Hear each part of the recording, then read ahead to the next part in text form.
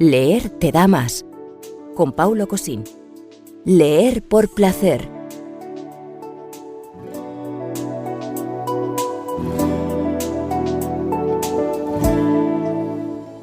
La marquesa de Vegallana se levantaba más tarde si llovía más.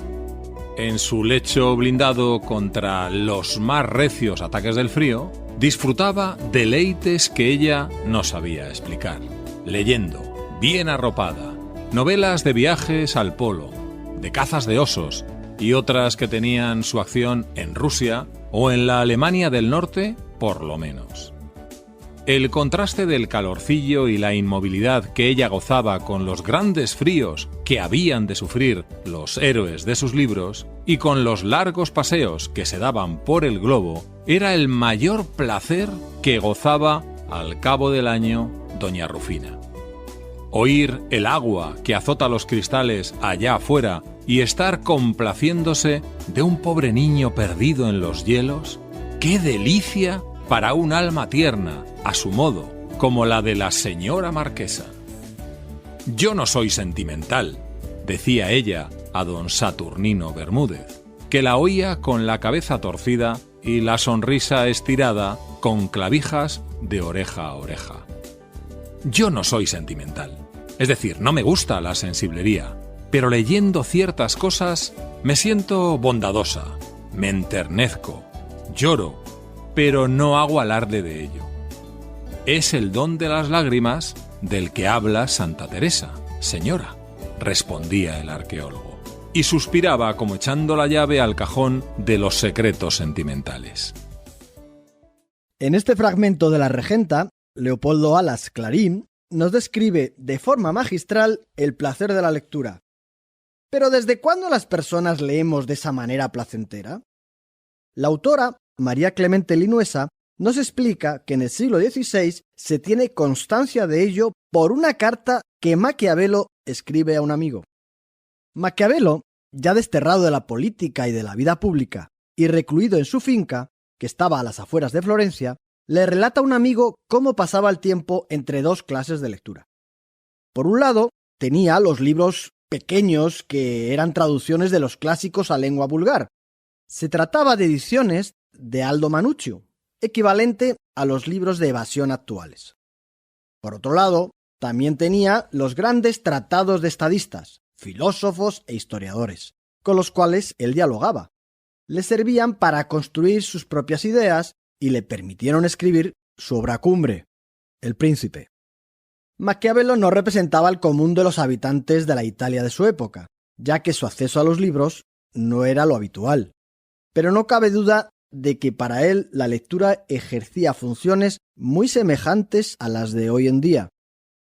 Los historiadores nos cuentan que en la Edad Moderna los índices de alfabetización eran aún más bajos, pero que incluso así se pasó de leer reiteradamente y en profundidad unos pocos escritos, predominantemente religiosos, a consumir con cierta avidez textos variados y nuevos y con fines de entretenimiento.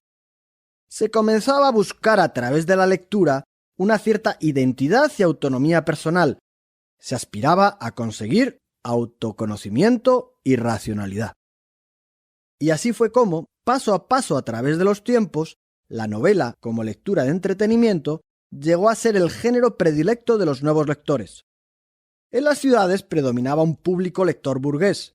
Este tenía gustos diferentes respecto a los lectores anteriores, tanto eclesiásticos como nobles. Y este hábito se extendió también a los que estaban al servicio de las nuevas clases pudientes, ya que al leer por evasión, imitaban así a quienes consideraban cultos. Pero recordemos a la marquesa de la Regenta, que solo leía por evasión y entretenimiento. Pues no vayamos a ser sentimentales, que ese es el don de las lágrimas de Santa Teresa. Echemos, pues, la llave al cajón de los sentimientos. ¿Sentimientos que se reprimen? ¿Emociones fuertes que se suprimen? ¿Podemos encontrar así un mundo feliz? Probemos. ¿Alguno se ha visto obligado a esperar mucho tiempo por la consecución de un deseo? Una vez tuve que esperar casi 4 semanas antes de que la muchacha que yo deseaba me permitiera ir con ella. ¿Y sintió usted una fuerte emoción? Fue horrible. Exactamente, dijo el interventor. Nuestros antepasados eran tan estúpidos y cortos de miras que cuando aparecieron los primeros reformadores y les ofrecieron librarles de estas horribles emociones, no quisieron ni escucharlos. Este es el diálogo entre el interventor de Europa Occidental y un alumno durante la visita de unos estudiantes al Centro de Incubación y Condicionamiento de la Central de Londres. En ese mundo feliz de Aldous Huxley, habían desarrollado una droga perfecta, superior al alcohol, a la morfina y a la cocaína que se consumían antaño. Era eufórica, narcótica, agradablemente alucinante. El soma. Un solo centímetro cúbico era capaz de curar 10 sentimientos melancólicos. Vivían en un mundo en el que la felicidad se equiparaba a la diversión. Para Lenina, una de sus protagonistas, el concepto de diversión no tiene sentido en soledad porque ¿qué podía hacerse en privado? Bernard está enamorado de ella. Quiere conversar mirando al mar bajo la luz de la luna. Y cuando se lo propone, se evidencia que el concepto de libertad está supeditado a la diversión. Evitar la reflexión para ser feliz. ¿Es que tú no deseas ser libre, Lenina? No sé qué quieres decir. Yo soy libre. Libre de divertirme cuanto quiera. Hoy día todo el mundo es feliz. Sí, hoy todo el mundo es feliz, le decimos a los niños de 5 años. Pero ¿no te gustaría tener la libertad para ser feliz de otra manera? A tu modo. Por ejemplo, no a la manera de todos. ¿No te gusta estar conmigo? Claro que sí, Bernard, pero este lugar es horrible. Pensé que aquí estaríamos más juntos, con solo el mar y la luna por compañía. Más juntos que entre la muchedumbre y hasta que en mi cuarto. ¿No lo comprendes? No comprendo nada. Y lo que menos comprendo es por qué no tomas soma cuando se te ocurren esta clase de ideas. Si lo tomaras, olvidarías todo esto. Y en lugar de sentirte desdichado, serías feliz, muy feliz. No dejes para mañana la diversión que puedes tener hoy. Quiero saber qué es la pasión. Quiero sentir algo con fuerza. Cuando el individuo siente, la comunidad se resiente, citó Lenina. Ser feliz al no reflexionar, no sentir dolor ni sufrir. Pero tanto el placer como el dolor y el sufrimiento son sustanciales a nuestra existencia, y así lo encontramos continuamente en la literatura. En el libro La emoción de leer, transitamos por el placer sexual y afectivo en varios momentos, y con distintos personajes. Por ejemplo, en el encuentro en la cabaña de Lady Chatterley con el guardabosques, el de la exaltación del joven Junior con su vecina la profesora, con la que descubrió un mundo de placer sexual que lo dominó una y otra vez. Y también experimentamos la risa con el humor.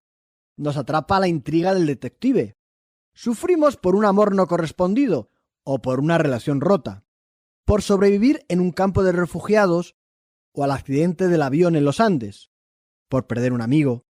Eso también forma parte de la vida. El lingüista Stephen Krashen defiende que se lee por placer cuando la lectura es libre y voluntaria, una afirmación que yo apoyo con rotundidad.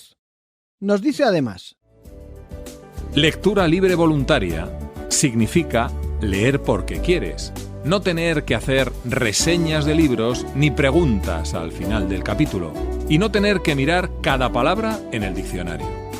La lectura libre y voluntaria significa dejar un libro que no te gusta y escoger otro y probar. Es natural que queramos escapar del dolor y del sufrimiento, y que busquemos el placer y la diversión. En un mundo feliz, todo esto se lleva a sus últimas consecuencias. Allí no hay dolor, y si existiese, el soma lo elimina. ¿Pensáis que hay humanidad en ello? ¿Son realmente felices o son seres anestesiados? El placer de la lectura tiene su esencia en la libertad. Leer no solo nos lleva a momentos de placer, sino que también nos conecta con la vida, con todo lo que ésta implica. La felicidad, que es mucho más que placer, alegría y diversión, es, como hemos dicho en otro podcast, la coherencia entre pensar, sentir y hacer, para lo que la lectura indudablemente ayuda, porque, y no me cansaré de repetirlo, leer te da más.